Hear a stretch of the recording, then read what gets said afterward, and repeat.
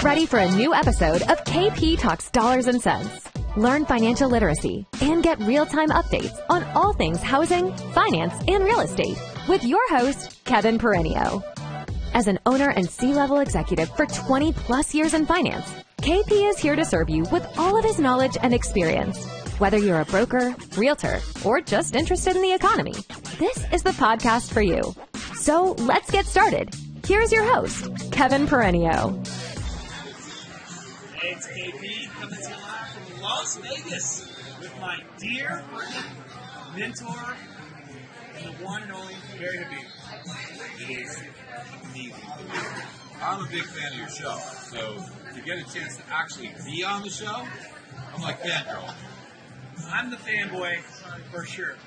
We're at the Momentum Builder here at Caesar's Palace. Our good friends Don Getling and Gino Fronti, DG Media, they put this on 5th year running. Barry has been part of it every single year. And man, you rolled out the red carpet this year. You brought Peter Bookbar is going tomorrow. David Rosenberg. David Rosenberg went today. One of the Lacey top. Hunt. Yeah, Lacey Hunt is one of my mentors, one of the most brilliant people. The best bond fund manager in history. 25 years, 10 years, best track record, best performance. He is the guru. I learned so much from him. David Rosenberg went today, lead analyst for Merrill Lynch, lead analyst for Gluskin Sheff. Now he's got Rosenberg Research. Almost required reading because his insights are great. Everybody in the financial world, who's anybody, reads Bookmart, Lacey, they read David Rosenberg, and if it comes to real estate and rates, hopefully they read the stuff we put out. So we wanted to do something for financial literacy for this group, and it has been, people are just over the moon about it. Well, they always say the bond traders are the smartest ones on Wall Street. And you've got the most successful bond fund manager, Lacey Hunt. It's out here today, courtesy of Barry, and he's one of Barry's mentors. And a lot of the knowledge that we get, we talk about, we get from gentlemen like that. And it's been a great event. All right, so I hope the audio's okay because we are in Vegas. So any insights on the insanely high jobs report or the rate environment? Do you want to just drop knowledge on that? Yeah, we'll go quick on this. So let's tackle the jobs report. The jobs report was bullshit. So, and the reason why is 517,000 jobs. Let me tell you where they came from. So there's two surveys, remember. You get the survey that is called the CES, or the business survey. That's where you get the job creations, 517,000. It wasn't 517,000. It was a loss of 2.5 million jobs. 2,505,000 jobs lost in the month of January. So how do we get up 500,000? Oh, it's nice when you do something called a seasonal adjustment. So they say typical Januaries, you lose 3,000 jobs. So let's attach that normal 3,000 job loss. We only lost 2.5 million. So that means we actually improved or gained 500,000 jobs. That's your government at work for you, folks. Okay? Population control. This is another one. You got it. So now there's another survey. If that wasn't enough, hold on. You ready for this? There is the household survey.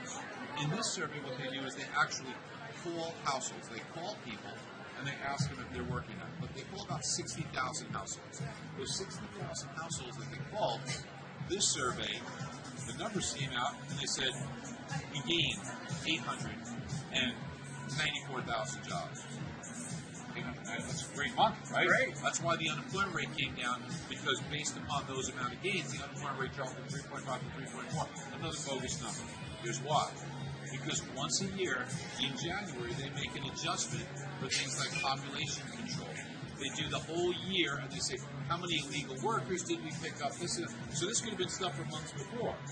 And then they just attach it to the January report. Guess what that adjustment was? 810,000 jobs. So really, what was really created, if you know how to read the reports and read between the lines, was 84,000 jobs. Now that is much more in line and matches the good report that you got from ADP. Now this is a payroll company. Now remember, the survey that you get, the household survey, I said how many calls? 60,000 calls, right? That's like one call for every 2,300 workers that are out there. So it's a reasonably large sample size, but the person that you're calling relative to how many people they're representing in the labor force, it's a high ratio. Get this, ADP measures 25 million. 60,000, 25 million. In real time, in data, in software. You can't play around with it. You don't play around with it. This is payroll record.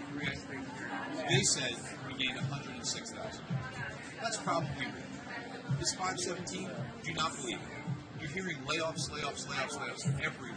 The economy is slowing. We're heading for a recession if we're not there already. So what does that all mean? Why hasn't Wall Street caught on to it? I mean, Because they're not on India's side. Well, it's one of the reasons.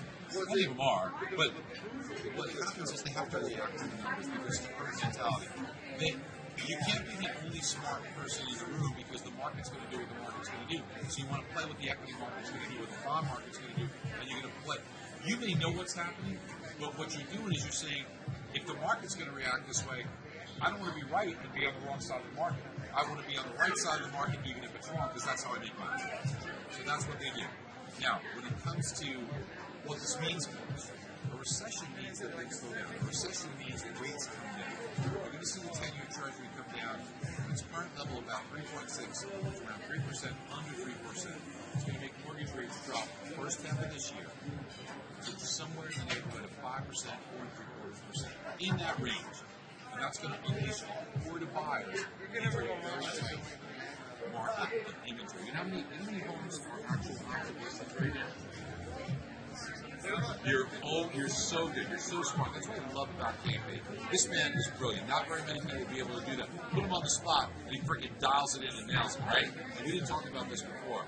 The woman behind the camera who's taking this note, Diana Madramovic, because she's brilliant, she'll tell you it's 626,000. She is. 626,000 active listings in a country of 340 million people. You unleash a horde of buyers at a 5% rate. Okay, we're a little above 6 now. Rates come down. People say, hey, I'll do that. I'll give up my 3 to get the home of my dreams at 4 3/4. I'm not willing to do it at 7 or 6. But at 4 3/4, I'll give up my 3 and get the home I really want, make my family happy. You're going to unleash first-time home buyers. You're going to say, well, it's going to be a lot cheaper than renting, a lot better than renting. In a tight inventory environment, what do you think happens to prices? You know the answer. They go up. You know the answer. They go up. They go up. Yeah. Price action, supply and demand. Sometimes it's just more than fundamentals. Yeah, exactly. Just like in the bar here. There's a lot of demand for seats. And a lot of We're willing to give. Who needs quarter warehouse when you're in Vegas? That's my girl Rosa laughing in the background. No. Hey, everyone knows that on my LinkedIn content, it's usually just me sitting in front of my desk or maybe on site somewhere. And the videos that I produce on KP Talks, I told them, I said, the first person, if I ever interview anyone, the first person is Barry Habib. I told them that for like the last 7 months, and it just happened. Just happened. Out of nowhere. It's not planned. So just Diana was holding my Android cell phone. So hopefully you can hear us. Yeah, and that's because this man's my partner here at Rock and Ages, so we're out looking for properties. We're scouting the properties in Vegas together while we're at the conference. We're looking, man. We're just trying to make moves. And you guys have to come to Rock and Ages when we open. It's gonna be epic. It's gonna be epic. But listen, if you're listening and you're out there and you want to know what's gonna happen with rates, there's good news ahead. And people are going to respond well to this. We're going to actually get some cash out refinance business that's out there. So there's good news ahead. Be a little patient. When's it going to happen? Let's specify some dates for it.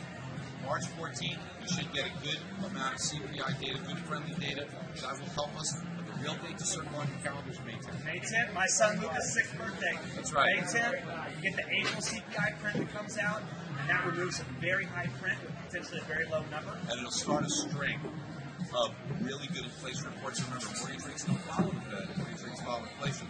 You've seen the Fed hike rates 1.5%. At the same time, mortgage rates have come down 1.25%. So it's not the Fed. The Fed actually helps mortgage rates by hiking because they kill the economy. And that slows inflation. Mortgage rates care about inflation because that preserves that fixed return you get over time. We're looking forward to it. The insights were amazing. We saw all day this morning. Of course, I flew in early morning flight from Orange County just to see Barry speak and David Rosenberg. And I will tell you, this thing has one more night to go. And I believe both Peter Bookbar and Lacey Hunt. They're both speaking tomorrow. They're going to crush it. These are two brilliant human beings. That you guys are able to be here to watch them, to listen to. You see them all the time on CNBC, but just getting the insights from them. They're brilliant, brilliant people. Well, thank you for watching this unique version of my content. Barry. I love you. Cheers. God You've been listening to KP Talks Dollars and Cents, a top-rated show for those who want to learn about the economy and mortgage environment. Tune in each week for more episodes, and please leave us a 5-star review on Apple Podcasts and Spotify. Kevin Perenio does not render or offer to render personalized investment or tax advice through KP Talks Dollars and Cents. The information provided is for informational purposes only and does not constitute financial, tax, investment, or legal advice. For more info, follow KP Talks Dollars and Cents on all of our social channels.